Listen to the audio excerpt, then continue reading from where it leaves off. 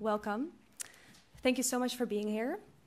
To be honest, I'm standing here with conflicting feelings, because first of all, I'm so happy that we're here together, because we're having a very important conversation today. At the same time, it feels difficult to be talking about something quite abstract, about power structures, while last night more than 400 Palestinians have been murdered in Gaza. And on top of that, for 17 days, Israel has not allowed any humanitarian aids, water supplies, medical supplies, or food into Gaza. So we can only imagine what the effects of that will be. So yeah, if you feel the same, we're in it together. But I still think that this conversation that we'll be having tonight is incredibly important. I'm Renée, and this is Luna. And we are part of Spij 25 in Spe, which is the youth editorial team of Spij 25. And we aim to organize events that touch upon pressing topics that are very much alive under our generation or just in broader society. We want to talk about those things and discuss what we can do to change them. But at the same time, we also want to give a stage to often unheard voices, because they deserve to be heard, which is why a couple of months ago, Luna and I started talking about this event, Invisible Journalists Confronting Epistemic Injustices in Conflict Reporting. Hi, everyone. So we've, Renée has already kind of introduced the evening, but I thought I'd give a little bit more background into kind of what inspired this evening. Because it kind of arose out of our own personal and deep frustration with the images and videos that I'm sure we've all seen, especially in light of what happened yesterday, the attacks, which are just the latest in a series of attacks. But above all, our deep frustration with what we were not seeing in mainstream media, and that these images were not being translated into these outlets. So that is kind of what inspired this evening. And it's also a way of thanking and acknowledging all the brave Palestinians that have been brave enough to pull out their phones and show us their realities and what they're experiencing every day, because our generation, more than any other generation before, has been witness to this and has seen it happening and unfolding all in our own phones and screens. So it is, also a moment of reflection and, I guess, acknowledgement. And, I think a moment to acknowledge and give a voice to these voices that have been marginalized for far too long. And of course, social media, TikTok, Facebook, all these platforms have done so already, but not enough. And they need to be translated, they need to be acknowledged, they need to be heard in traditional media. And so tonight is our attempt at doing so. And I think that's a little bit of it. Yeah. So tonight we'll be talking about the politics of journalistic visibility, particularly in the context of Gaza and Palestine. But as we also discussed between the two of us, this is a structure that is embedded in so many different conflicts. And Luna and I will do this with two incredible, powerful, inspiring speakers, Taghreed El-Khodary and Johana Kotišová. And here's how the evening will unfold. First of all, Taghreed will begin by giving a short talk about her experiences with reporting on the ground in Gaza and just her journalistic experiences. And then Johana, Luna, and I will join her on stage, and we'll have a panel discussion or more of a talk about important topics such as objectivity, neutrality, emotions within conflict reporting, but also epistemic injustice, mental and physical well-being, and hopefully a way to challenge these powerful and unequal structures. After that, we'll have some time for a Q&A from the audience, so please save your questions for then. And this should go without saying, but I'm still going to say it. Tonight we'll have an inclusive, respectful dialogue. There will be no room for any forms of hate or discrimination. We're mostly here to learn from each other and to listen to each other. And if you don't follow these rules, you'll be facing me. So it is my greatest honor now to introduce Taghreed El-Khodary. She is a Palestinian journalist who, before moving to the Netherlands, was a correspondent for the New York Times in Gaza from 2001 to 2009, and is currently a commentator on Gaza and Palestine. So please join me in welcoming her.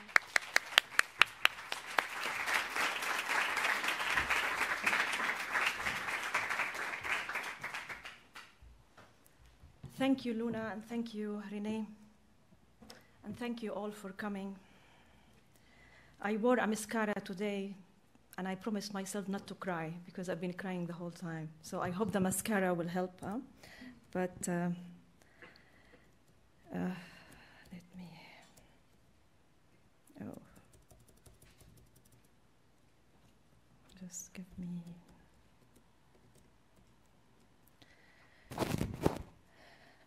Thank you so much for coming, and this day has been very hard. It's just, I'm not that shocked, but it's still shocking, and it's extremely hard to comprehend that the world has allowed this to happen and to go on. More than 400 people were killed in minutes, 45 minutes. It took the operation by Israel. And yes, maybe they killed, let us say, six political senior leaders with Hamas, but also with their entire families, with the neighbors all around. And that's what happened in these minutes. So I was asked to talk about my journalistic journey, experience with reporting on the Oslo years, Second Intifada, and the war on Gaza that I covered in 2008-2009. I began my journalism career during the Oslo years, right after graduating from the American University in Cairo in 1995. Gaza provided me with invaluable professional experience. In 1994, my first internship was at UNRWA Information Press Office, where I was tasked to accompany international journalists from around the world. With them, I visited refugee camps for the first time. We have 8 refugee camps in Gaza. Palestinians held up rusted keys to their homes they lost as they were driven off of their land in 1948, now part of Israel. They gave us first-hand accounts of what they witnessed as children when they were forcibly displaced. The Oslo Accords were presented as a peace process that would give Palestinians self-rule. But hammering out the core issues, the right of return for Palestinian refugees, East Jerusalem, continuation of illegal Israeli settlements and borders, were continuously postponed, ultimately leading to Oslo's failure. Another internship at AFP, Agence France Presse in Jerusalem, exposed me to the stark contrast between negotiations and realities on the ground. While both sides talked, Israel was expanding illegal settlements in the West Bank and East Jerusalem, land that was supposed to form the foundation of a Palestinian sovereign state. Despite the harsh realities, there were moments of hope during Oslo. The return of Yasser Arafat and the Palestinian Liberation Organization was historical. His evolution from being a freedom fighter, a terrorist in the West, to taking on the role of a state builder. And it was a very interesting, fascinating story to cover. Another milestone was the opening of Gaza's airport, having a newly Palestinian passport part of the Oslo's terms. An airport symbolized the road to sovereign state. Finally, I believe we will have a Palestinian state, I was told by a group of Gazan businessmen after visiting the airport. Before Oslo, Israel directly controlled Palestinian education system, prohibiting anything about Palestine from being taught. I remember as a child, as a kid in elementary school in Gaza, I remember my history books and my geography books, and as a child, there were blank here and there. You know, there were mentioned countries like Syria, Yemen, Libya, blah, blah, blah, blank. And you continue, Lebanon. And then in geography books, there will be blank pages, maps, but there is a blank page. And as a child, I whispered in the ears of my best friend, what are these blanks? Because I didn't come from a political family, and she did. Her uncle was at the PLO in Tunisia. And she whispered in my ears, and she was telling me, it's Palestine. And as children, we used to write the word Palestine, fill all these blanks, and drew the map. That was like a memory I will never forget.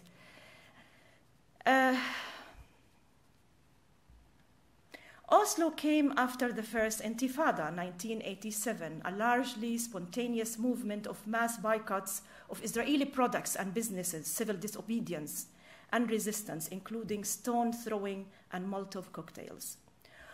What should the world understand about reporting in Gaza?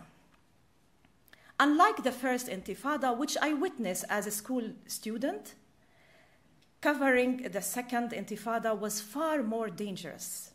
The continued expansion of illegal settlements and the indefinite postponement of core issues fueled the uprising. From Israel's policy of breaking bones during the first Intifada to F-16 drones, Apache helicopters, targeted assassinations, this was the backdrop in which Hamas emerged, vehemently critical of Oslo, with suicide bombings becoming their method of resistance. In 2004, Arafat was besieged in his Palestinian Authority compound, humiliated, and ultimately paid the price for refusing to compromise on core issues, refugees and Jerusalem. He was murdered, poisoned. This is disputed. I believe the evidence provided shows he was poisoned. I have seen Israeli policies indirectly help Hamas gain popularity. During the second Intifada, for instance, Israel killed those Hamas leaders who had accepted the two-state framework and had been from poor and working-class neighborhoods. And as the Israeli military killed civilians almost every day, many Palestinians saw Hamas as victims too. Between Israeli policies, PA corruption, Hamas won the Legislative Council elections in 2006.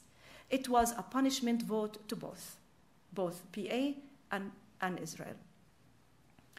The greatest frustration as a journalist on the ground was not just the fear of becoming a collateral damage, but also the constant need to explain the Palestinian realities. Despite our relentless work as reporters, much of the world remained oblivious to the Palestinian narrative. This is where the power of context becomes essential. Israel controlled the narrative. They understood Western media well. Foreign correspondents were based in Tel Aviv all the time, reinforcing an Israeli perspective. Editorial biases further amplified this. Hamas labeled as terrorists, suicide bombers as the dominant storyline, while Palestinian lives were reduced to statistics. Rarely their human stories told. Some were never published. For example, I remember I worked with National Geographic on a documentary on many characters from Gaza, and at the end, the decision after finish, and they spent so much money, and it was an amazing work that we've done as a team, and then National Geographic refused to air it because they said it's pro-Palestine. I remember one of the feature stories that I proposed, despite the, during the second Intifada, despite the continuous killing, the bombing, but what makes Gaza always survive is the very strong social fabric. And in the summer, it's unbelievable. It's like wedding parties. It's like the whole country is celebrating. So it's like, it's like the vibe in the streets. So I proposed, why don't we do a feature on the wedding seasons? And my bureau chief at that time, he's an amazing guy, James Bennett, he came and we worked so hard. And we managed, even, the photographer was a man, but I convinced the, conservative families to go in where the women, dress nicely, whatever, and they did great, beautiful work. But at the end, the New York Times did not publish that feature. So it tells you these stories, when it bleeds, it leads. They only want the place to be like, statistics, and this is a very, I cannot forget that they really refused to publish that story. Though it was, I did it together with the bureau chief at that time, James Bennett, because I had 3, and he's an amazing guy.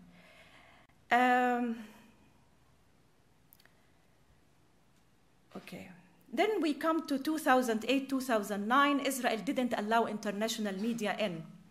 I felt a huge responsibility to cover all elements. Credibility was my goal. And I will read from my notebook on 2008, 2009 war on Gaza. First day, I'm lucky that I passed by that police station before it was bombed. I tell myself, I'm lucky too that I didn't arrange to meet with the head of the police that day, since I'm staring at his body. I head to the morgue, where more than 100 bodies are laid out. I see an infant and a dead child in a school uniform, and where families are coming to search for loved ones. At these moments, you don't want to ask questions. You just observe and write down the words that come from people's mouths. As Shifa is the main hospital in Gaza City, and there are faces and voices there I don't forget. Aguirre states loudly in conservative Gaza, run by an Islamic movement, that she is losing her faith in God. She blames her mother for the loss of her sister's leg. I ask the crying mother why, and she explains that she thought it would be safer to send the girl to her uncle's home because it's built of concrete. The concrete wasn't much protection. Another mother wishes aloud for the extermination of Hamas, having seen her daughter cut in half by an Israeli bomb. I pretended I didn't hear that sentence, and then security guards asked the woman's relatives to take her out of the hospital. A father searches for his son, who he says he is 22. I listened to him talking quietly to God. I always prayed, please save him. He is my only son. I know the guards will show sympathy when the man learns his son is dead. He is a martyr, they tell him later. But the father doesn't stop talking to himself. I will cry until I die, my dear son. 1 week in Jabalia, I enter a location that has been hit 5 times by Israeli bombs. I worry that the drones could hit at any moment, but I try to focus on the story. I attended a funeral for more than 30 people and talked to a father while staring into his dead daughter's brown eyes. From now on, he says, I am Hamas. How was conflict reporting in Gaza change? What role does social media play? I'm viewing the reporting like you, from a distance, from Amsterdam. The difference, it is no longer coming through the filter of mainstream media, thanks to social media. During the 2008, 2009, and 2014 wars on Gaza, Israel barred international journalists from entering Gaza. Today we are witnessing the greatest crimes of our time. Israel stands accused at the International Court of Justice of plausible genocide. Yet media coverage remains inconsistent, and the coverage is not enough. The moral clarity granted to Ukraine, but not to Palestine. Social media has pierced the monopoly of international mainstream media. It has pressured mainstream media to cover stories they previously ignored. Platforms like Instagram, TikTok now allow journalists and citizens to go live unfiltered. Palestinian journalists such as Bisan, Mu'taz Azaiza have been instrumental in sharing human stories. Israel has tried to block this. Remember the blackout during this plausible genocide, the bombing of solar panels. Despite this, Palestinian journalists adapted. Gaza has one of the highest densities of rooftop solar systems in the world due to the density of building infrastructure to accommodate the increase in population. The monopoly of mainstream media is over. Alternative journalism is thriving. For example, ZTO. I am in love with Mahdi Hassan's coverage. Language has also been exposed. Israelis were murdered or killed on October 7, but Palestinians died, natural death. A passive voice that diminishes Palestinian suffering and avoids the naming of the perpetrator. International journalists fear losing their jobs and thus conform to editorial decisions. But suddenly, I no longer need to clarify context. It took a plausible genocide for the world to finally acknowledge the Nakba of 1948. Context does not mean justification. It explains occupation, siege, Israel's right wing, and the role of the US. Human stories versus news stories. Human stories give hope. I cried listening to the personal accounts of Israeli hostages. It was covered intensively, deeply, and emotionally.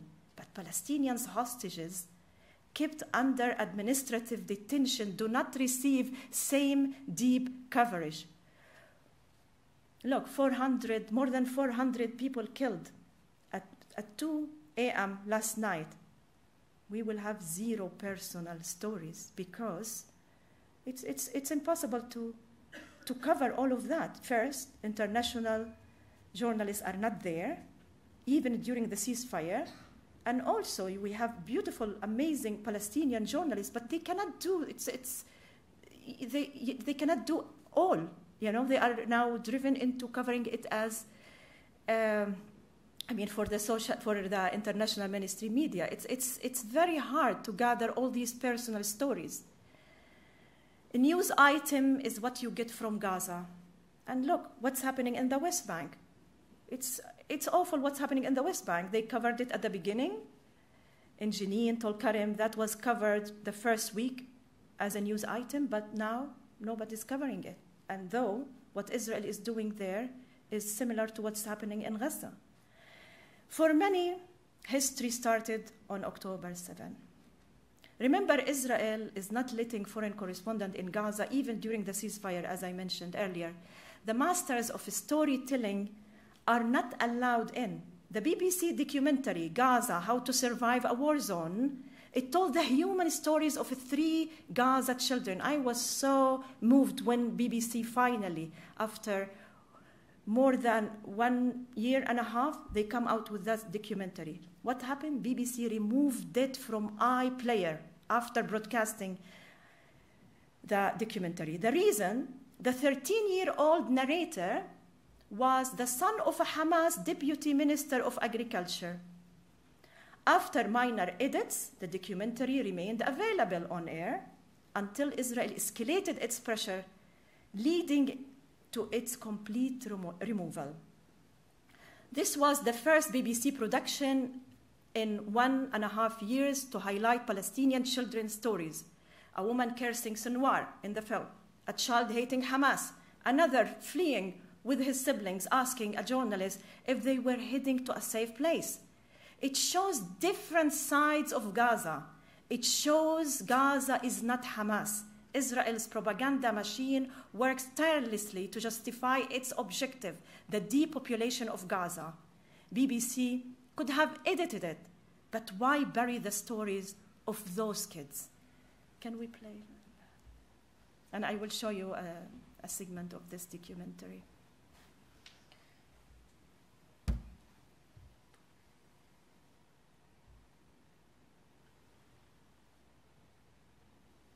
See, they corrected, they explained to the audience that the narrator, his father is blah, blah, blah. They were obliged to do that, which is fine. Actually, they were supposed to do it, but they didn't know till later.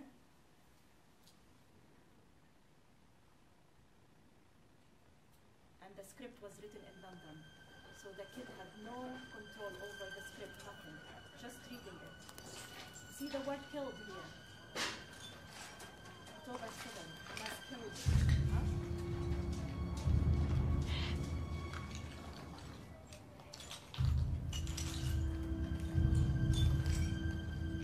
Be careful. You might injure yourself.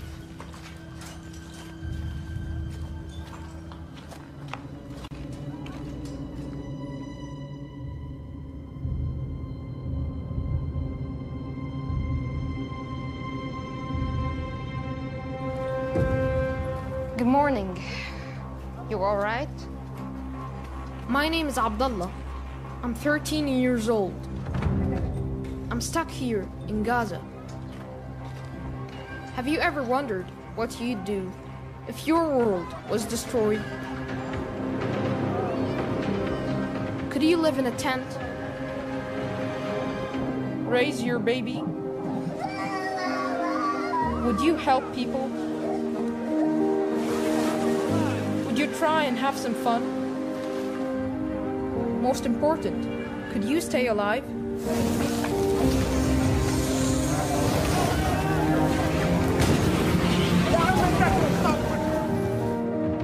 After all this, you could say we're experts. So let me tell you our story. Who knows? One day you might need it.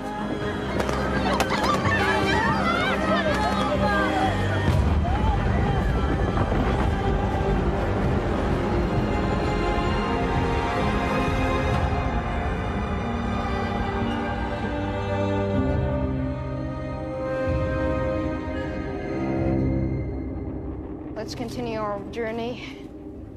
Today I'm revisiting Khan Yunis camp. Right here used to be my grandfather's house. About 40 people were here, including me and my family. Gone to watch at a cafe. There's an announcement. The war seems like it's been going on forever. Then there's an announcement. Renae's gone to watch at a cafe with her brother. في البداية أن أشكر شركائنا في جمهورية مصر العربية والولايات المتحدة الأمريكية وعلى وجه الخصوص مبعوث الرئيس الأمريكي المنتخب للشرق الأوسط والعودة إلى الهدوء المستدام وصولا لوقت دائم لإطلاق النار بين الجانبين. أيوب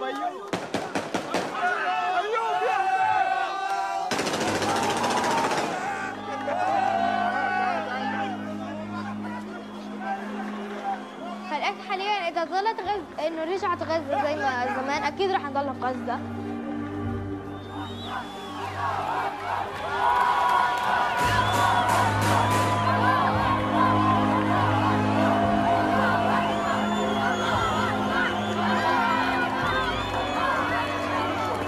اللي بيصير إشي كتير حلو وكثير طبعا انبسطت لانه يعني شيء من زمان بستنى هذا الخبر، بس عن جد حالف حس انه انا في حلم.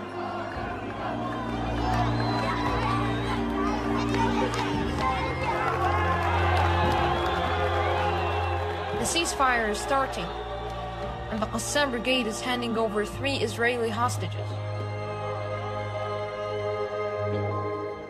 People are going to see what's left of their homes. إن شاء الله يروحوا سالمين غالمين اليوم قبل بكرة. ونفسي أرجع مدرستي ونفسي أتعلم عند أستاذ وليد. My house was completely destroyed, so my family have found an apartment. It's damaged, but it's better than the tents. And I just turned 14. I got old. I'm getting old, actually. My mustache is growing. Everybody tells me I got old. My greatest hope is that the ceasefire continues, and Gaza goes back to what it was before, or even better. But my biggest fear is that the war will return.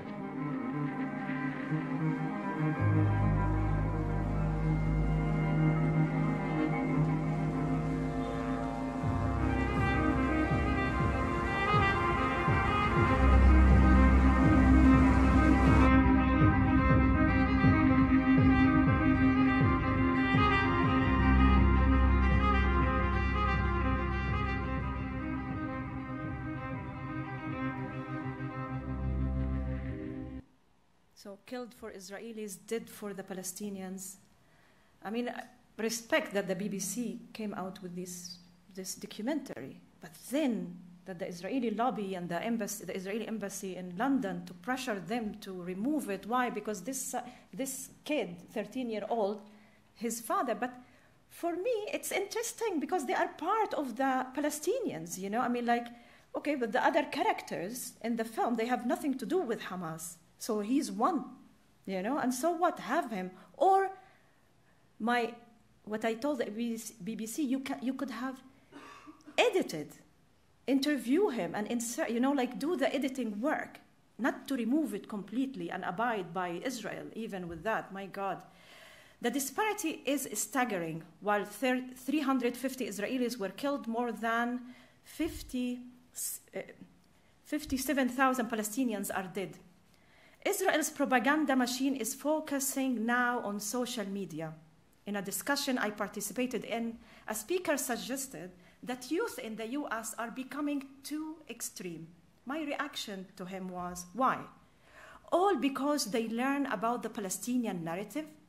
They have simply learned what school history books do not include: the Palestinian narrative, solving a European problem, the Holocaust, by creating another, the Palestinian cause.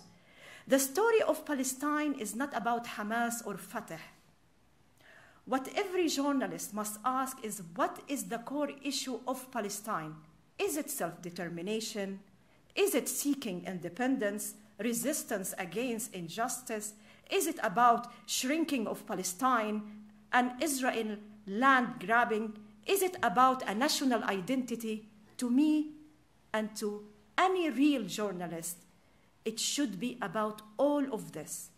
More than 170 Palestinian journalists have been killed trying to bring this truth to the world. Thank you so much. Thank you.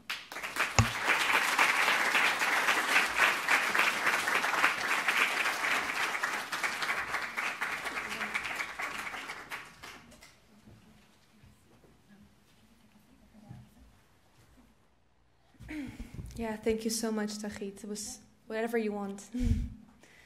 Such a powerful story, very inspiring, and as Luna also said, like, this evening is also about acknowledging your work and the work of other Palestinian journalists. And I think what we just saw is also how important it is to see these human stories, because they have an effect and because we feel and we see and we care. But it's also very interesting that the script was written by the editors in London. So who gets to decide what story is being told? And the work was done by the two cameramen in Gaza. Yeah. Respect to their work. Huh? Respect to their work, for sure. Now we'll be discussing the power structures that decide which stories are getting told and who gets to tell the story. And someone else has joined us on the stage who has a lot to tell about this topic.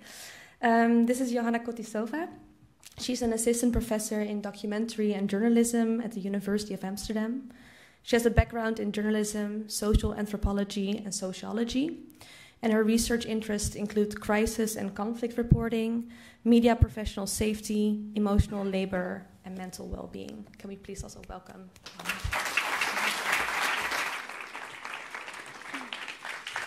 So thank you all. Microphone switch. Thank you all so much for being here. I think we've already talked about why this evening is so important. And I think what kind of became clear from your story, and also something that we've been talking about, is how certain standards are so present in journalism and conflict reporting that also decide who gets to tell the story, or when we talk about a human story and when it's news stories. And then it's about the standards of objectivity and neutrality.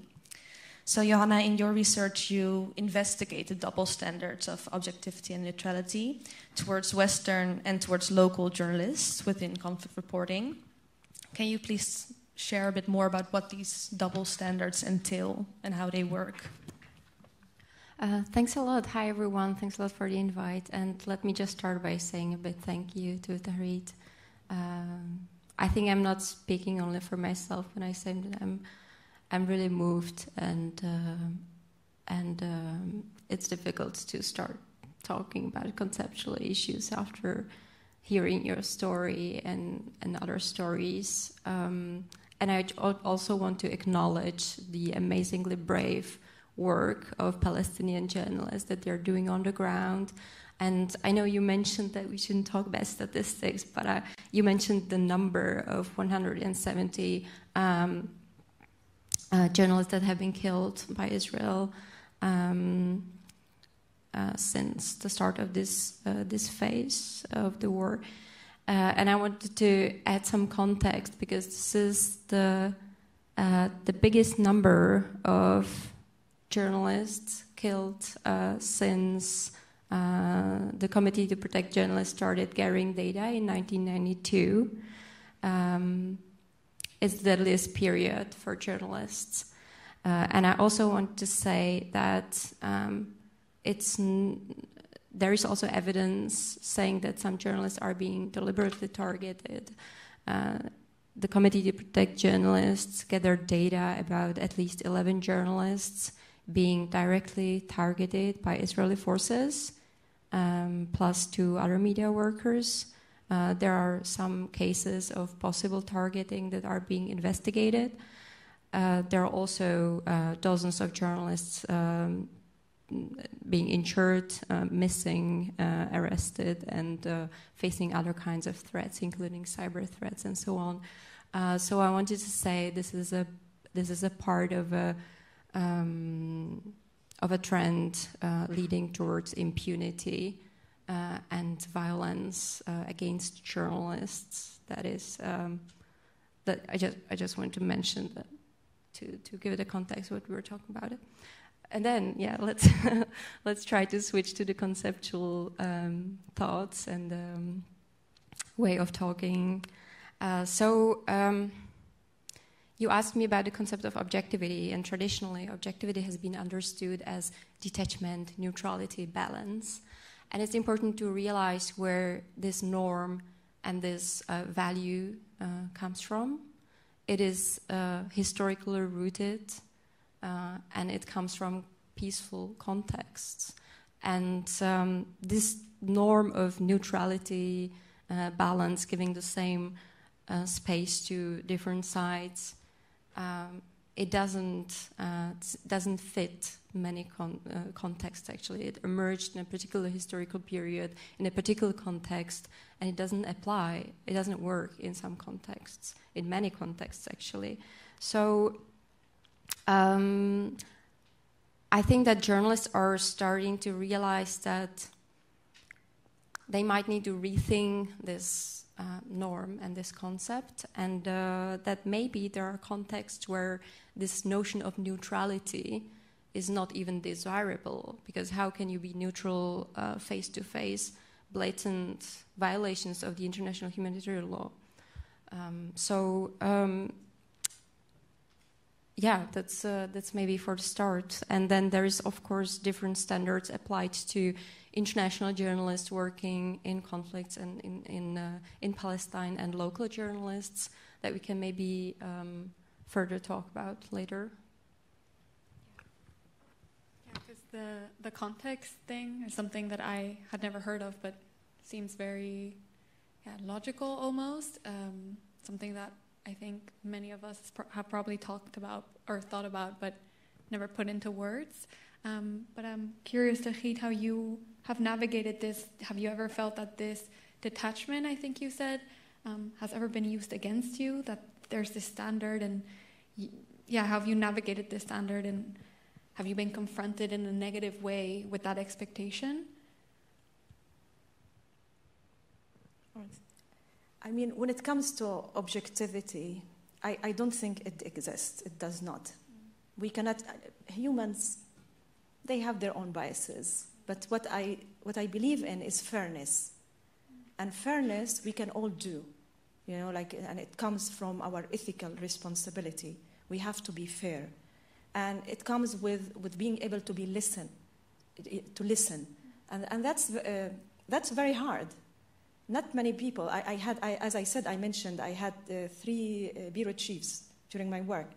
2 were amazing. They were able to listen, but the third one was unable. He was too pro-Israel. It was so hard. Like, I remember after that war, 2008, 2009, Israel called it cast lead. I call it war in Gaza. And then and he couldn't come because Israel didn't allow anyone. So I went after the war and I took him from Eretz checkpoint. And then I said, I'm going to show you what Israel did on the ground. And he said, no, I don't want to see. I want to go to the hotel directly. I said, no, you're going to see. So I had to take him. Really, like I forced him to visit the place, to see the aftermath of the war, the ground. He has to smell it, to feel it, and to also to talk to the people, because it's so hard to do it from while you are sitting in your office in Tel Aviv or West Jerusalem. You are so embedded with the Israeli culture that it's extremely hard then to. You are not fair. I'm not asking you to be objective, but to be fair. You have to listen. So it was very interesting to see someone like him. Like I said, talk to this family, see what happened. And he was like, I remember, he was like, yeah, but I'm sure there is Hamas is firing the rocket from your house. I said, I mean, like how? They have nothing to do with Hamas, maybe around, whatever. But the way you ask the question, and it shows, because not everybody is able to be fair. Not everybody is able to listen.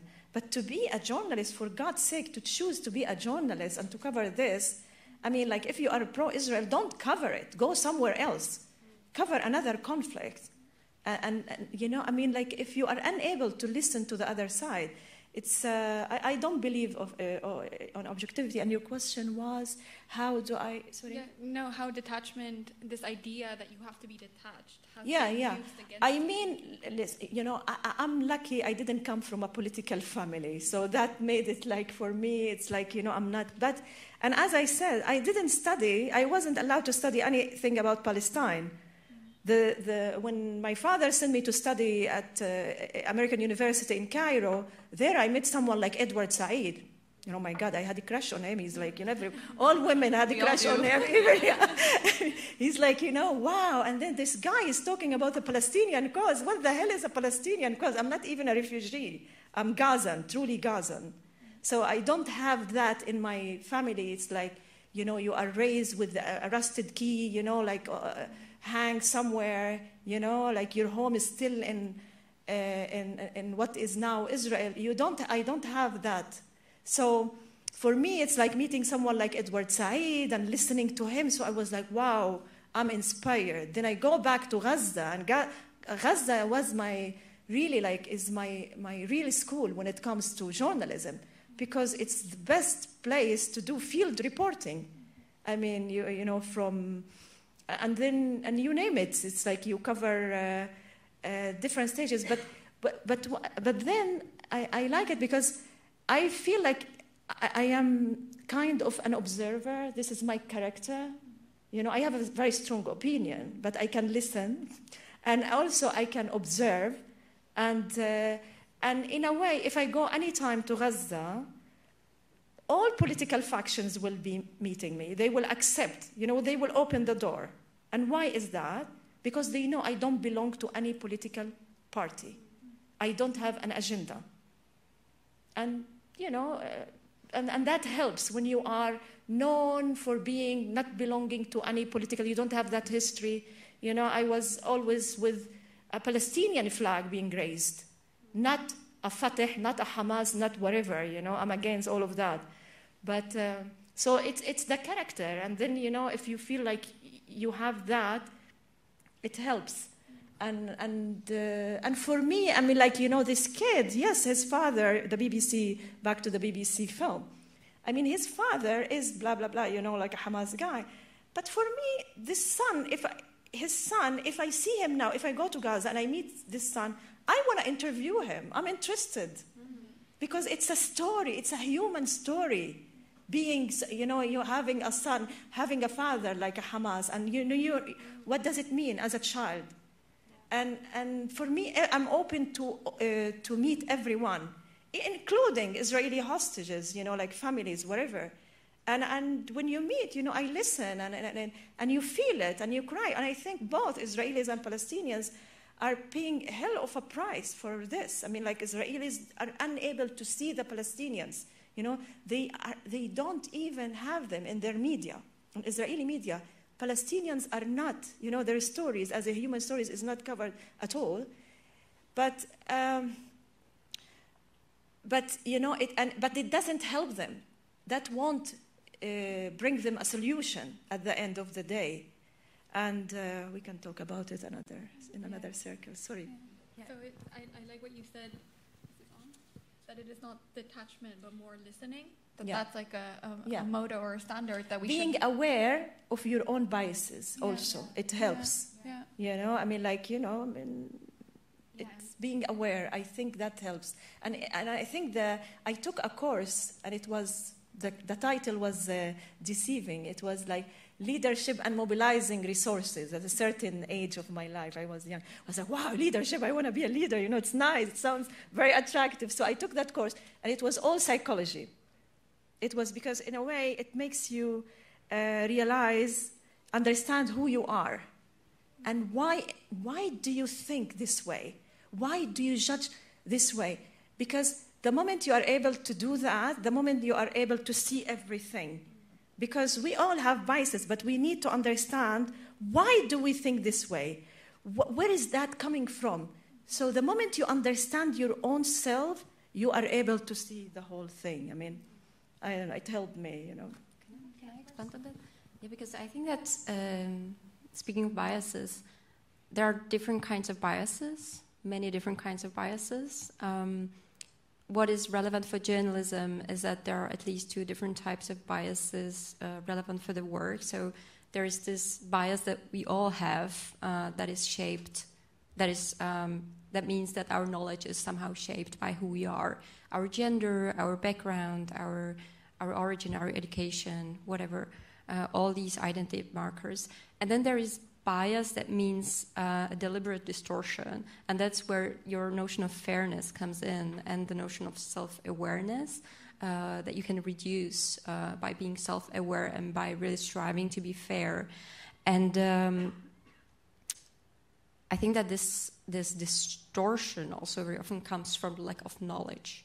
And in your speech, Taghreed, you talked about the frustration coming from constantly having to explain the Palestinian reality to people. So it often happens that actually bias stems from lack of knowledge rather than anything else, rather than being emotional, which is something that we'll probably get to.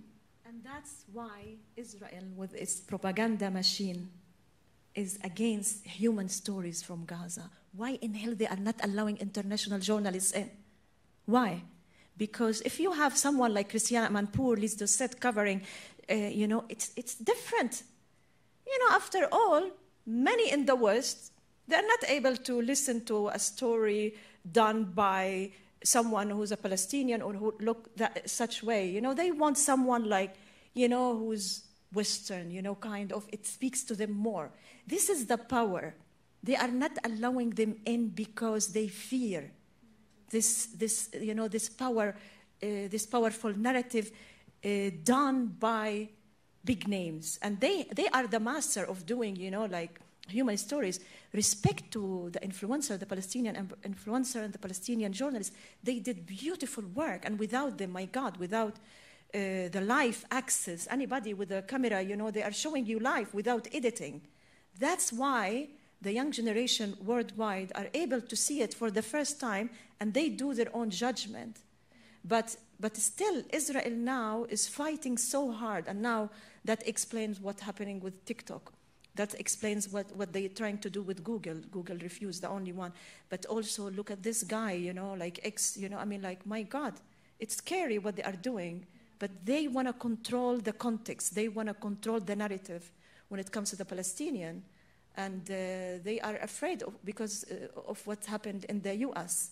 with many young people who are with equal rights for both sides. That's what the American, the progressive Jewish or, like American students, this is what they are calling for. And it's not like, they want to eliminate Israel. No, they are with equal rights for both. And that they don't want, that's... Yeah, you're so right that these human stories, they invoke emotions and care. And Johana, in our earlier conversation, you also mentioned the power of emotions in conflict reporting. Well, it's often something that's looked down upon. Oh, they're too emotional, or too political, or too activist. You actually say that it's very powerful to include emotions. Can you share your insights with us? Yeah, so I do research on conflict reporting, so I talk to people who cover different wars and conflicts. And I do think that emotions, based on the stories that I've heard and based on the interviews and my research, I do think that emotions can actually be extremely productive in getting to the core of the story and getting the complexity. Because emotions actually make you care about the story. They motivate you. They are the fuel that keeps you going. They can help you recognize the importance of certain situations. So emotions, there are many different ways how emotions are actually productive in knowledge building and knowledge making, and also knowledge sharing, of course, because emotion is what creates the link between you and the audiences, you as a journalist and audiences. Emotions can also, if not treated with self-awareness, they can also cause this distortion and make you blind to certain aspects of reality. That can happen as well. But from what I heard, it's usually we tend to over-focus on the detrimental effect on knowledge building, and we don't really acknowledge the productive power of emotions in knowledge making and journalism, documentary filmmaking, but also research and so on. Yeah. Nobody can argue with feelings, huh? So. But also the emotions. It's my favorite topic. So sorry, but the emotions can lead to really in-depth knowledge and knowledge of the context, what makes you learn something about a particular phenomenon because you care about it, right? So emotions can really enhance the knowledge in so many ways, and they bring in depth and context and also the body, because emotions are bodily feelings, basically. So, yeah. Yeah, and I had a question before about how being on the ground, I guess, impacts the way you tell a story, but I think you already touched on that, about the difference between statistics and human stories and emotions. So I think the question I still have is, what should we be looking out for when we're reading these news stories versus when we're looking at these videos and receiving these human stories? What is something that we should look out for, or that's missing in these other stories, in these statistics? For me, I mean, if you read any article on Gaza, there will be the how do you call it? War on Hamas. You killed it, it's a war on Hamas, huh? So the reader will be kind of manipulated here, huh? But as they write, for me, it's war on Gaza. This is what you see. The people are paying the price. And it's war on them because this is like a pretext that Israel is using, because the intention is to depopulate Gaza. This is what they want. I think, this is what I'm very angry, because why in hell they don't mention in every article that Israel has plausible genocide case at ICJ?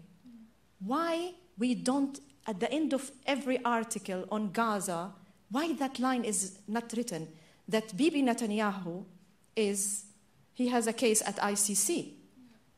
I mean, this should be always, readers should be reminded, as you remind them of Hamas, blah, blah, blah, you have to remind them, as you remind them of October 7, every article, October 7, the hostages, blah, blah, blah. Remind them also that Israel has a case, 2 cases here in The Hague. this is like a duty of any reporter. And I think, and then that way, you know, this is what makes me angry. And also, I mean, like, you know, you saw it, even the BBC, killed for Israel, did for, I mean, like what? Shireen Abu Aqla, targeted, you know, like she was targeted. By who? By who? I mean, like natural death, you know, she died. I mean, it's very frustrating. But I think we are able now to do that. It's amazing. I mean, like if you go to, I like to watch Zeteo, you know, like Mehdi Hassan, he does beautiful work. And he has this amazing mind in which, you know, it's like, you know, whenever I listen to him, I learn something. And at the same time, there are many people who are correcting the international mainstream media, the headline. There is a woman who is correcting every headline. And that is, wow, for me it's magic, you know, that this is happening. And that's why I no longer need to explain. I'm at peace with that, you know, like during my work, I was like always, you know, oh my God, if I go to the States, I go crazy, especially in DC, you know, you are pushed at the corner, attacked for being from where you are, blah, blah, blah, you know, like you always have to explain the place. Right, so staying critical of all the headlines and the things that we see and that we don't see. Yeah. So we've talked a lot about injustices.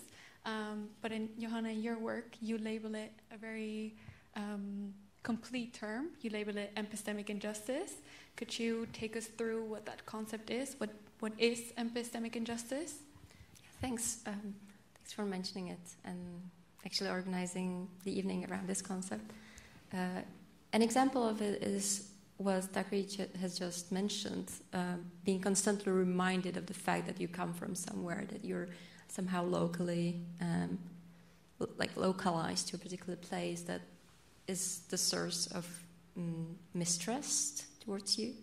So epistemic injustice is a situation when someone is not trusted or is not given enough credibility based on some of their identity markers like gender or race, ethnicity, nationality, being local, or being too emotional, which is sort of my extension of the concept.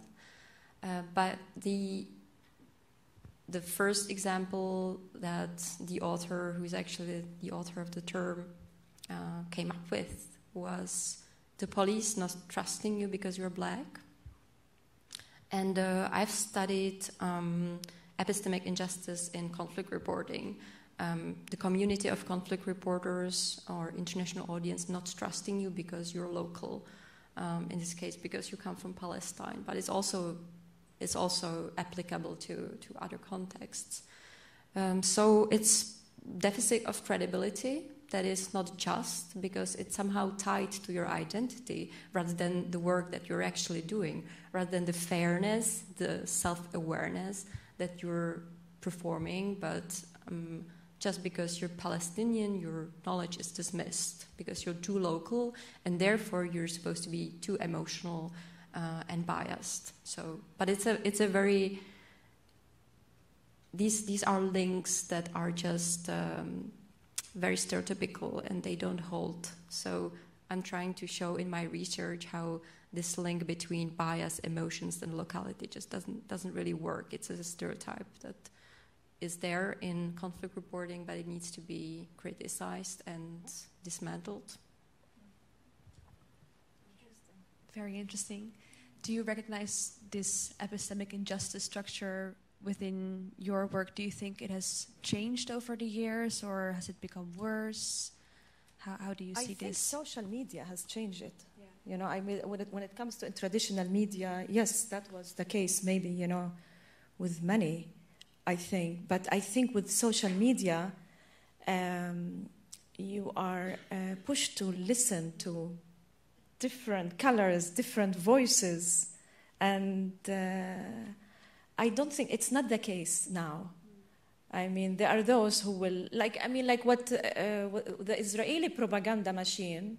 I mean, I remember during the time I was covering Hamas very closely, And I was invited many times to DC, you know, to give talks and to participate in talks.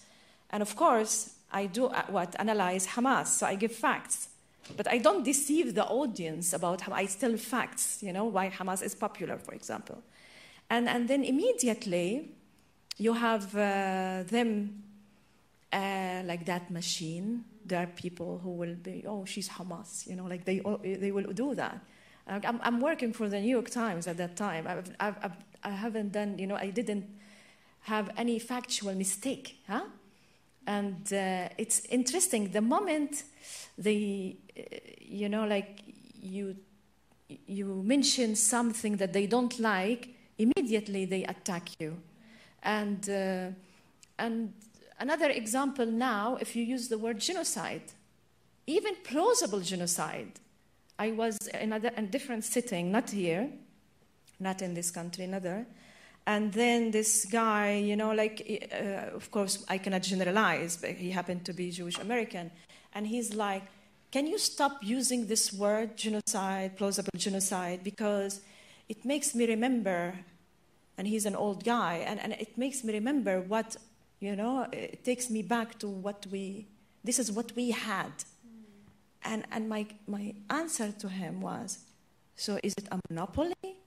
Victimhood is only a monopoly for Jewish people at that time. It's only, you know, you have to be open to what's happening. There is a plausible genocide case against Israel at ICJ. I mean, like, you know, this is a fact. There is a plausible genocide. I'm not even saying the word genocide. And he's like, and I was like, but I listened to him, and I really like, what is it that I...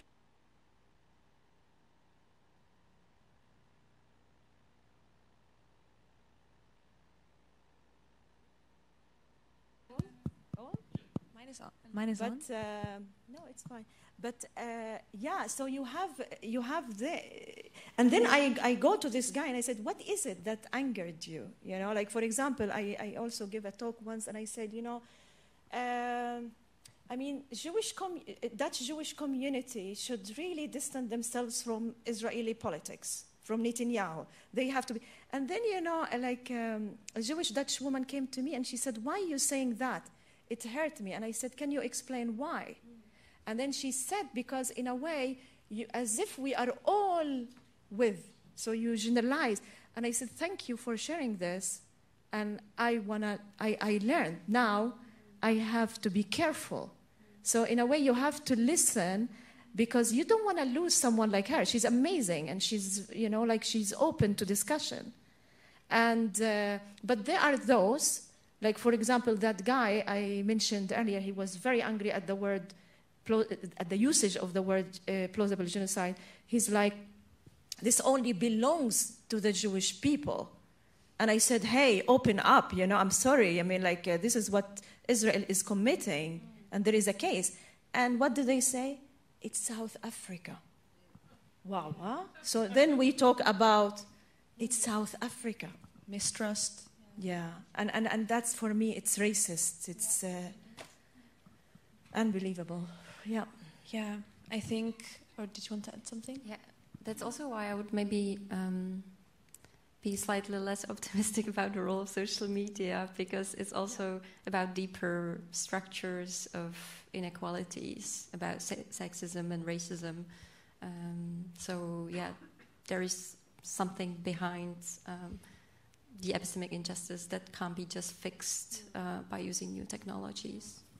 Yeah, it has. I am with that. You know, I agree with you, but it has showed us. You know, I'm sorry. The only thing that helped Gaza being listened to without that social media, I mean, like, nothing. Yeah. Without, let us say, you know, Al Jazeera English. That's what you know. I mean, like, nothing. Imagine, and that's why they really wanted to. And now I was my cousin. She's reporting for Al Jazeera English, El-Khodary, and I told her, what is the difficult thing now, right now? And she said, electricity, internet, because they have to download, they have to send their material. It's extremely hard for them. Plus the fear dying, of being killed by Israel, the fear of ending up to be a collateral damage, and also finding a place with your family to survive and finding the food. So all these challenges together. I think that also really connects to the next topic that we wanted to discuss, because epistemic injustice as a concept, it feels quite abstract, but it has very real and life-threatening consequences, because it's whose voices are being trusted, who is seen as objective, who is seen as worthy of protection, maybe even. And Johana, we also talked about this earlier. So what would you say the connection is between these epistemic injustices and physical safety and mental well-being of journalists, and then especially local journalists? I would say it's different manifestations of the same structure, where there's a clear hierarchy of risks or people that experience certain risks. So there's this disparity in physical protection of different types of people by media companies. There's this disparity in financial remuneration, which is not probably the most important thing, of course, but still, it's a part of it. There's this disparity in the power over content. So who gets to speak, who gets to shape the narrative? Is it the local producers who have this embodied knowledge, or is it the talking heads, right? And then there are also different measures taken against mental health challenges or mental well-being challenges among foreign reporters reporting from a distant area, and then locals who are not really protected in this area either. So I think it's just different manifestations of the same structure. Yeah. And I guess I have kind of a follow-up question, and I want to open it to both. How would you say that compares to international journalists that are reporting, not on the ground but from a distance, or perhaps journalists reporting on other conflicts? This idea of physical safety and mental well-being, how is that different? So do we see a difference between how local journalists are treated compared to international, usually from the West, journalists, in how they receive protection or from other conflicts? Yeah, I mean, like the case of Gaza or Palestine here, you have the international journalists. They are staff reporters. They have all the privilege, they have, if something to happen to them, they're covered, they're paid very well. They have, benefits. They have, so this gives them, stability. Yeah. And when it comes to the Palestinian journalists, always freelancers, even if you work for them all the time. It's a freelance contract. And if you remember at the beginning of this plausible genocide, I hope he's not angry at me, maybe. I mean, if you remember at the beginning, what Israel did is like they target everyone. So in a way, many journalists were so afraid. Many of them first left to the south of Gaza, but then all of a sudden, slowly, their international media company got them out to work from Turkey, from Egypt. They work in London. They cover Gaza from there, from outside. And I asked someone, so you have nobody on the ground, and they will never, I was on live on BBC, and then I was talking to the host, and I said, and they didn't take me after that. And she said, I said, you have the responsibility, the duty, to inform your audience that there is zero Palestinian journalists working for you in Gaza City. They all moved to the south. And then she questioned live, no, we have someone covering Gaza. I said, yes, in the south. But nobody is in Gaza City but Wael al-Dahdouh at that time, the Al Jazeera guy who Israel killed his family. So he did really tremendous work. You know, he kept till the end. His life was in danger. Like he was like asked by Israel to leave the place. They didn't want anyone. And look what they banned Al Jazeera, English, Al Jazeera, you know, Arabic. They are banned. They are not working, and from the occupied territories now. Yeah, I mean, it's they, you know, and then you have the freelancers, the Palestinian freelancer, always their contract is blah, blah, blah. If something to happen, bye, you know, I mean, like, you don't have, they won't give you the how do you call it, the benefits if something to happen. But now, with this, they took many out because they don't want to pay, if one is killed, you pay hell of money. So it's cheaper to take them out. So that's what happened also. I mean, yeah, but I mean, like their lives were in danger. So yes, go out, and their families are out with them, and yeah, but yeah, and I think in every article, the audience should be also reminded: Israel kicked everybody out, not to cover the place, huh? To see what stories are missing because they're not being told. Did you want to add something? Yeah, I wanted to add that there's a big difference in the choice because a lot of reporters who are actually foreign to the context have chosen to do that. It's their job. They chose to go there, and they can leave at any time, and that's a big difference because when you're there at home, when it's your home, and you can't really leave, then I think I see this as maybe the biggest difference between the situation of local journalists and fixers and local producers and foreign reporters and photographers and documentaries coming from elsewhere. I had that feeling. It was an ugly feeling because, you know, I mean, I wanted to travel sometimes as a journalist, to go to Jerusalem, to go to West Bank, to, you know, but there are many cases, in many times you cannot because you need the Israeli permit. You are treated as a Palestinian journalist, and Israel is not giving you the press card. So they control you. Like, you know, there is a case here with the NRC, Dirk Walters. He was kicked out of Israel. He was working for NRC, and then they revoked his visa. And why? Because, you know, all these journalists, they live in Tel Aviv. All of a sudden, he moved to East Jerusalem. Good luck, huh? I mean, living with the Palestinians, like feeling the narrative. So that's also angered them, but his reporting was focused a lot on the illegal settlements. And the ambassador of Israel here in The Hague was so angry at his reporting, and therefore they didn't renew his visa.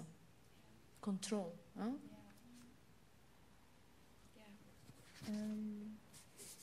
Yeah, I think we can move on to the last topic. I mean, there's so much to discuss.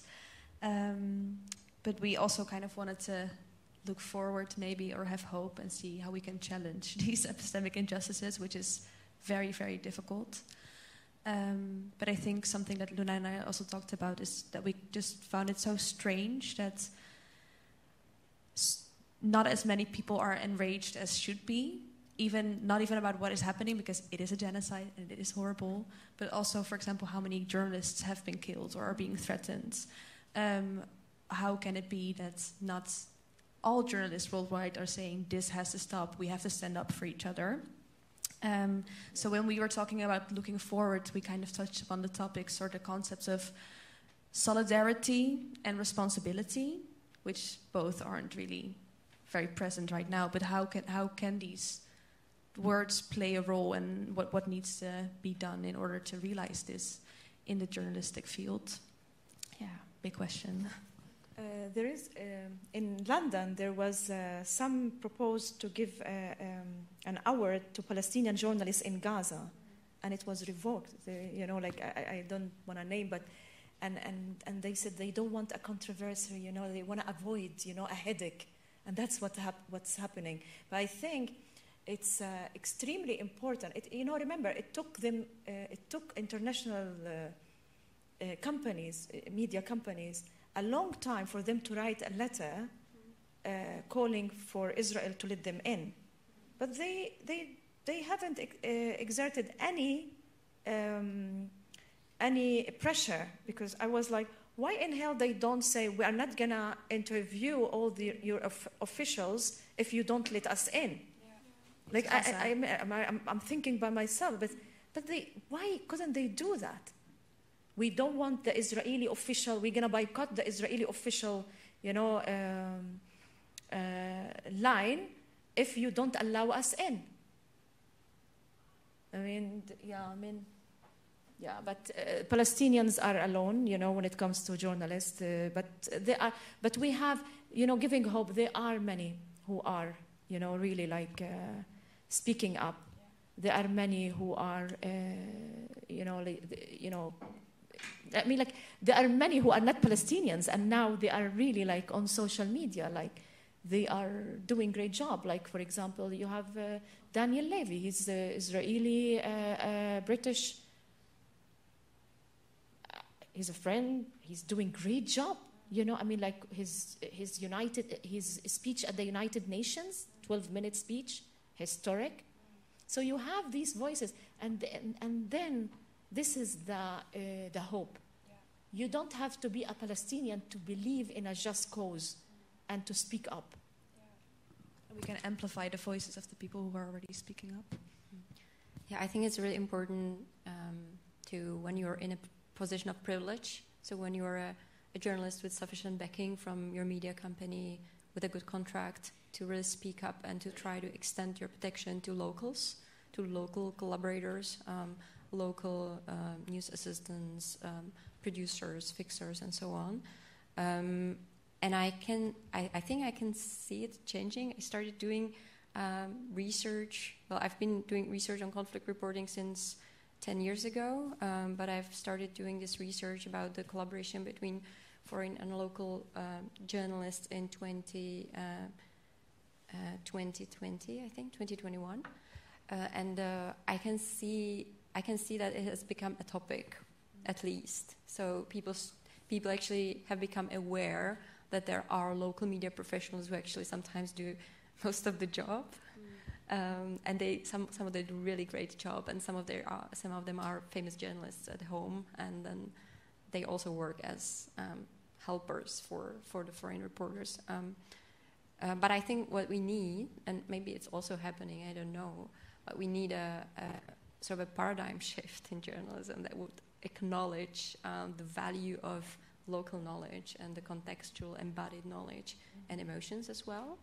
So that's, I think, I don't know, maybe I'm too optimistic, but I think there's also, some shift towards that. Gaza is a good case, for that, and I hope it will be same apply everywhere.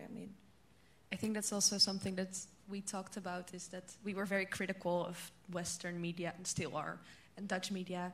We were saying, we don't hear any Palestinian voices. Why are their voices not being amplified? But then not too long ago, I sent you a podcast from the NRC where they had the voice of a Palestinian journalist from Gaza who was telling what she saw.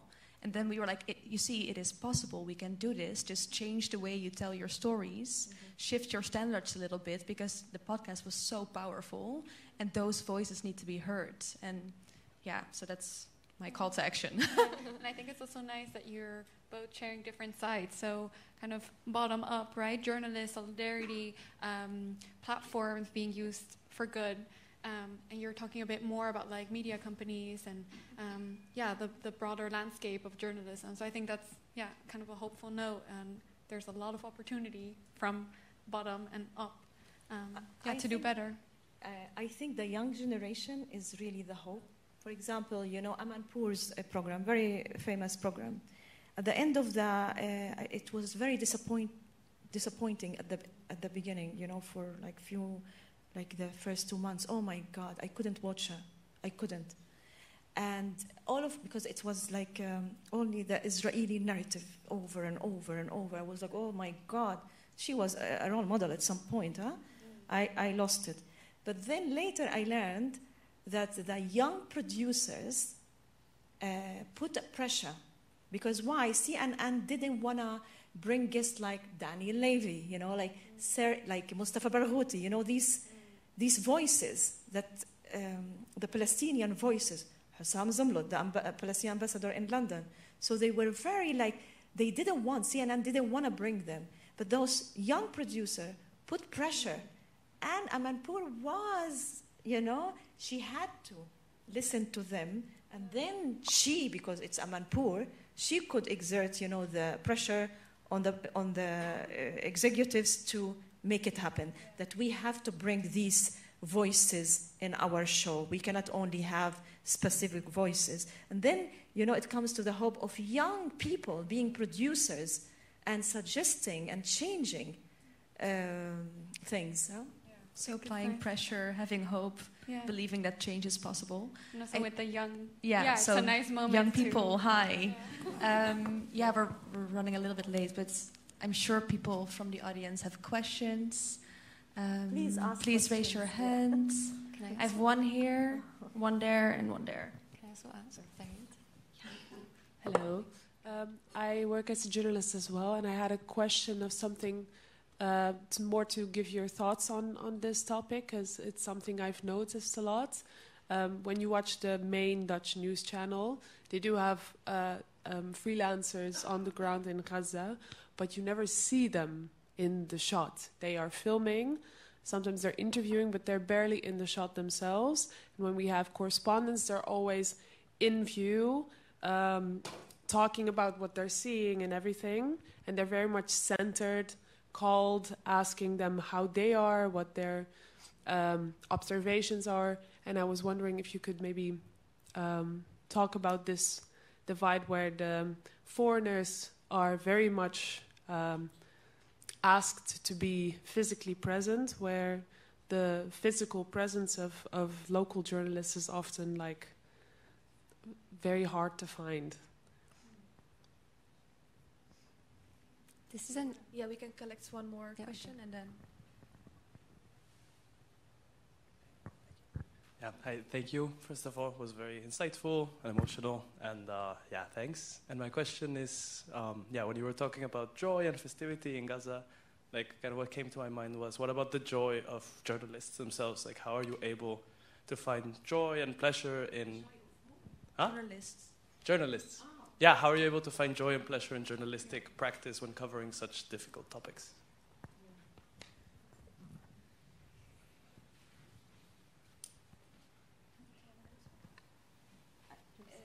I listened to someone asked someone from NRC, NOS.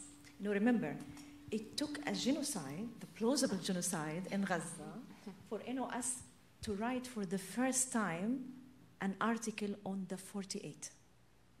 If you go back to the history of NOS, nothing, zero. So, and someone worked on it, and I was interviewed, and then she said, this is the first time they allow us to write about the 48. And that the person was happy, a few of them.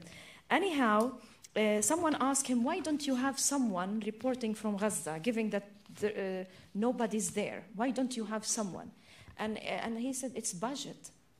No, but I think they don't want, because they don't want to have this propaganda machine, the Israeli ambassador to be angry, or they don't want to have this controversial. But I don't know what is it. I think they can simply find someone who speaks English in Gaza. Look at that child, 13. I heard they do work with freelancers in Gaza, but they never ask them to come in screen, to actually show their faces. Because they are part of what's happening, as is any journalist who is physically They are cowards, in a space, I think. They are cowards still, they need to... I think it's... and do you have to look certain way, to speak certain accent, to be on camera? I don't know, Look at this kid, 13-year-old, his English, wow. And the joy, during this time, joy, my God, if I ask them, being together. That is their joy, that all of them share one tent in which all the facilities are in, and they all go and they work together. So in a way, you are not alone covering, you are not alone in the middle of all of that. So you are a group, and this is the beauty of Gaza, the social strong fabric that keeps the place, that makes the place survive despite whatever. I would also add financial dimension to it. I think that the media want to show off, and they want to show that they have someone on the ground, and in terms of maybe people from here being more visible on the ground, I think it can also be about having someone recognizable, someone who looks a particular way. And in terms of freelancers doing work for social media or not being commissioned to do a story, but working on their own work, I think it's also can also be caused by financial issues or the technology that they're using, because they don't probably work with someone else who could film them, and they don't have the technique and so on. So I would also look at these down-to-earth reasons for that as well, alongside, of course. Yeah. And as for the joy, it's a cliche, but I think that the cliche is that at war you meet the best and the worst in people, and this is what attracts people to do the work very often. And I think that you form really deep friendships very easily in difficult contexts. So probably that's one of the sources of joy, but it's also there is so much joy, I think, in being able to produce stories that can potentially make a difference. That's what motivates people to do the job in the first place sometimes. There are also other sources of joy, the collaborators, the people that you meet on the ground, the strength that is so inspiring often. There are many sources of joy that actually drive the people into the profession. So it's not only about misery being a journalist. Yeah. But you mean for Palestinians at this time, for joy? Sorry?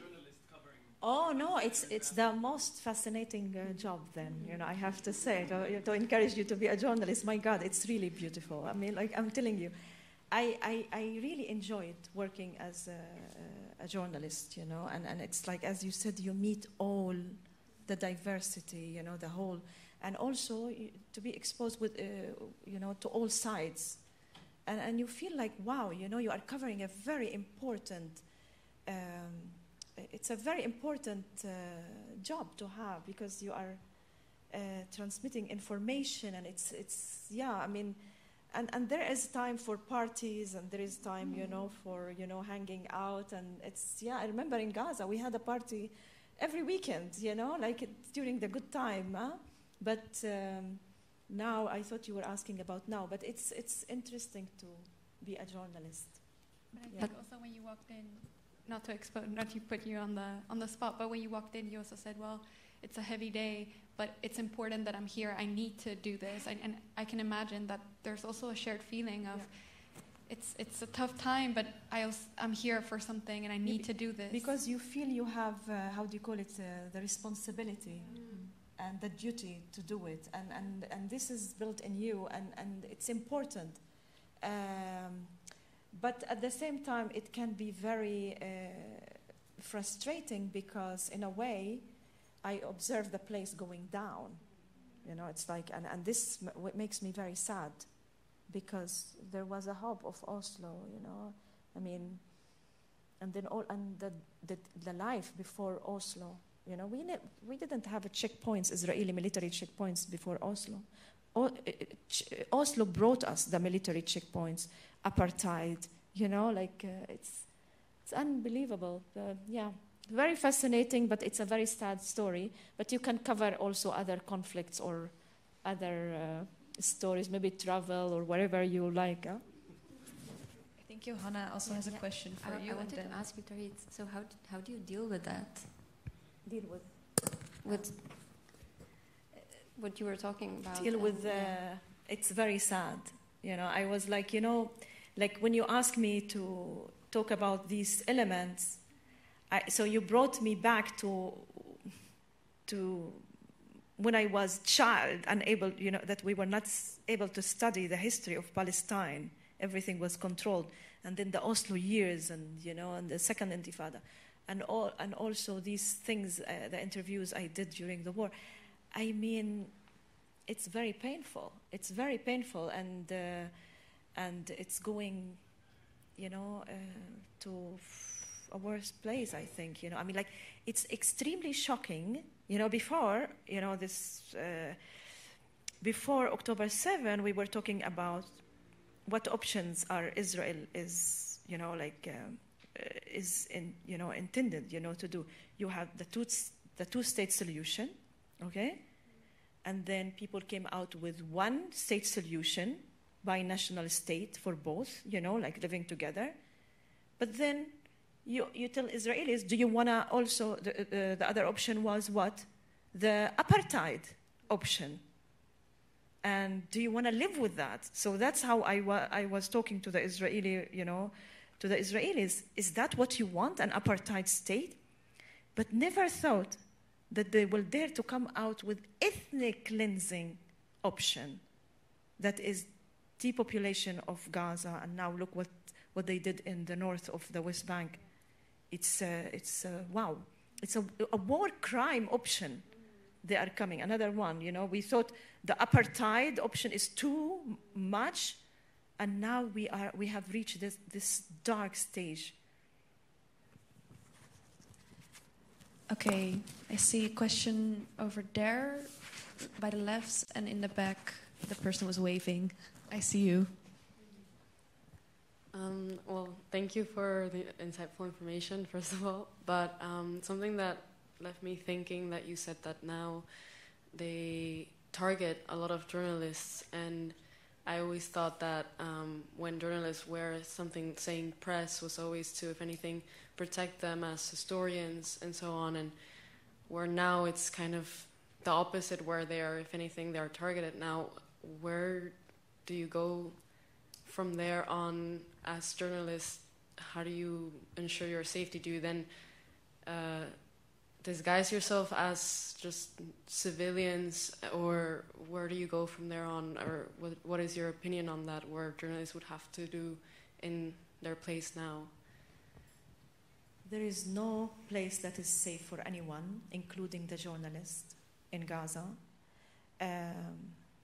It's the scariest place on earth now. I mean, really, look what happened at 2 a.m. today. Like, they killed entire neighbors, together with entire families, boom, wiped out. I mean, everybody. I mean, it's, even before that, you always thought you will be you will end up as a collateral damage. That, imagine if I'm interviewing a wanted person, Hamas person, whatever, an Islamic Jihad person, and then, oh my God, what if, you have that in your mind, what if they will bomb these people while I'm with them? So you always had that, but now, but during that time, I used to run to where?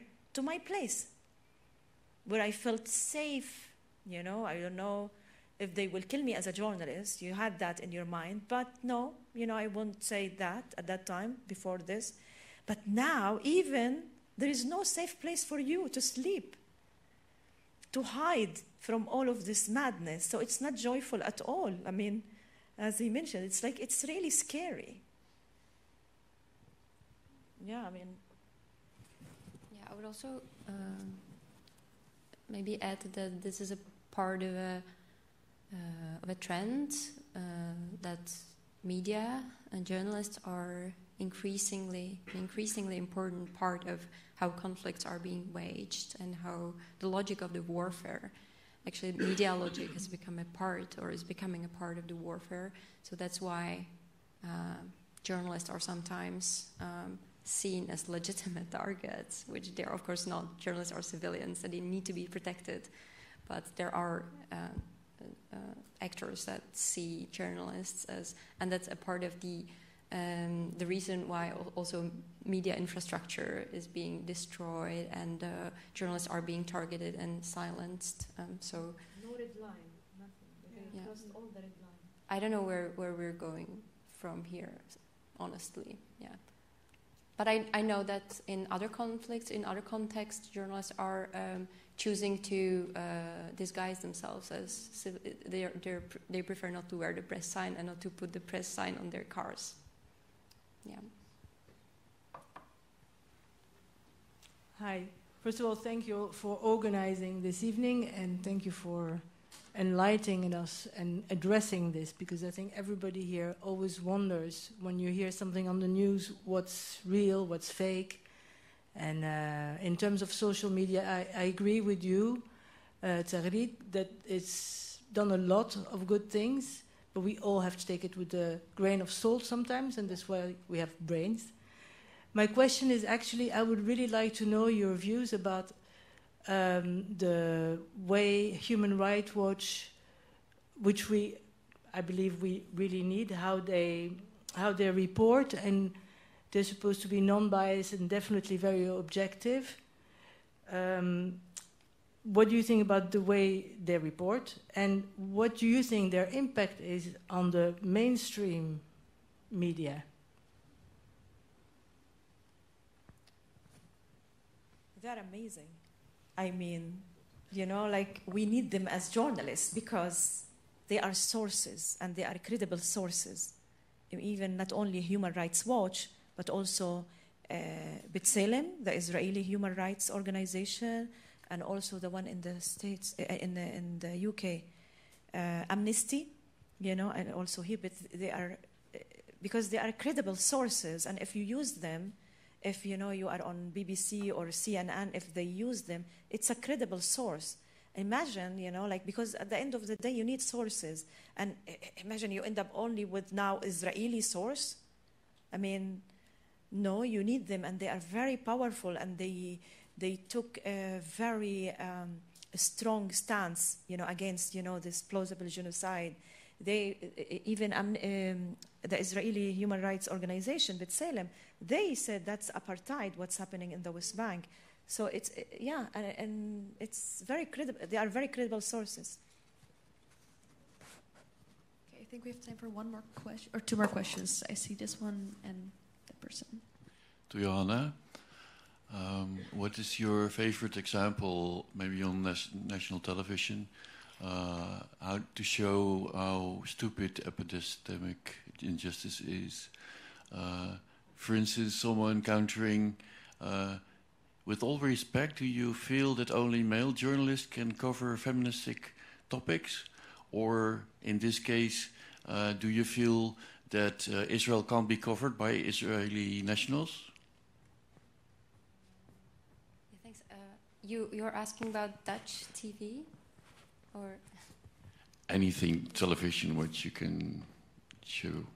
Well, I have to admit that I don't speak Dutch, so I can't follow the Dutch news. Yeah, unfortunately, so I can't speak about any examples from the Dutch media ecosystem. I don't think there is anything like inherent in any journalist that would prevent them just because of who they are from covering certain topics. Men from covering feminist issues, or feminists covering masculinity, or whatever, or Israeli journalists covering. You mentioned B'Tselem, and there are other projects or journalistic outlets and news outlets where it doesn't really matter like who you are, what your identity is. The point is, and the important thing is what type of job you're doing, and what is the quality of your work, and to what extent and how well it is based in journalistic standards. So yeah, I don't think there is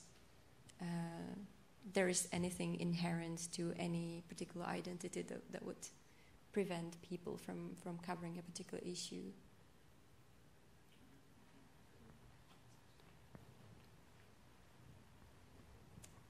Hi, actually that ties into my question. I'm a journalist as well, and I'm also interested in covering the Middle Eastern region, but I often sort of grapple with the question, should you make space for other voices to cover the reason that what we've been talking about, right? So my question is kind of looking to the future, what kind of role is there for particularly Western foreign correspondents? Should they maybe just stay at home and make space for other journalists? How do you guys view the role of the Western foreign correspondent, Middle Eastern correspondent maybe? It's very important. I mean, it's very important because as I said, I covered alone for the New York Times that war because my bureau was not allowed in, nobody. So I covered it by myself. It was 4 weeks or something. It was harsh, very difficult, and to be alone. And for me, I feel empowered when there is someone, like an international journalist, join in. This is very important. We have to be together because we add different perspectives.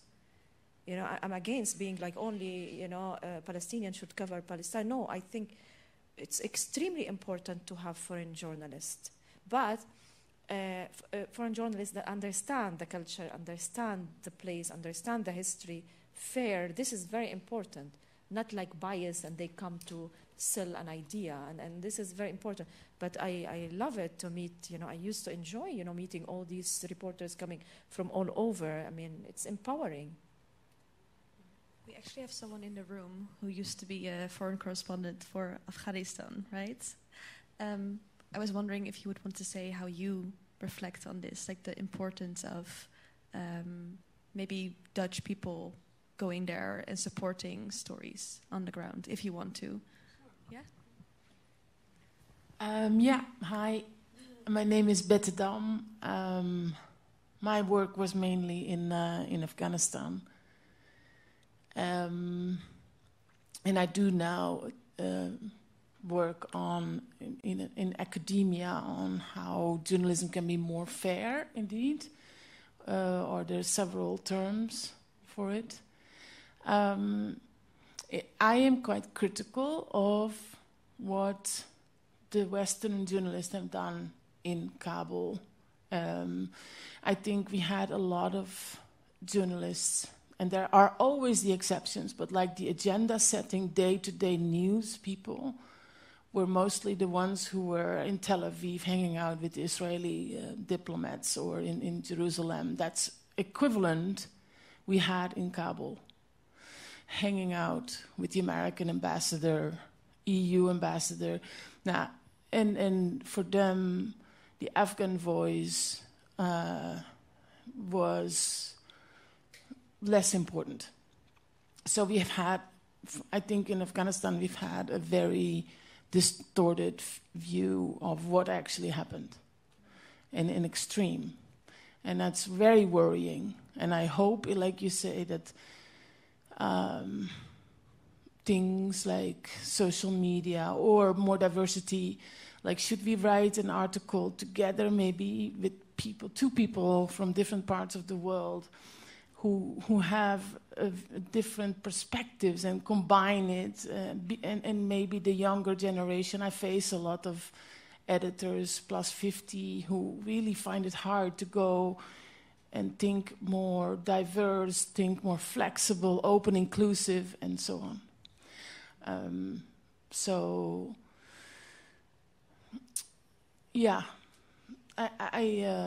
That's in short my experience in Afghanistan.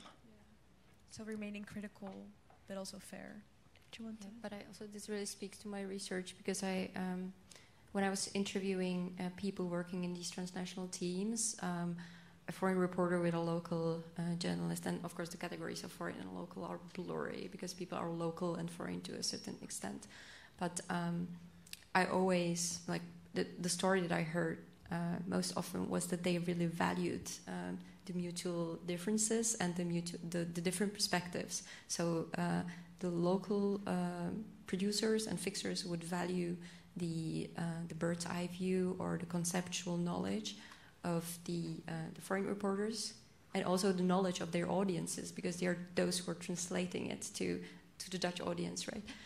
and the foreign reporters just valued the contextual, in-depth, embodied knowledge quite often, not always, because we talked about the epistemic injustice, but in general, I would say that very often what emerged from this collaboration was a sort of a collaborative form of objectivity, or this idea that everyone brings something else, and together it results in quality reporting. So really combining strength, but also maybe Western journalists using their privilege to give a stage to the voices of, for example, Palestinian journalists or local journalists.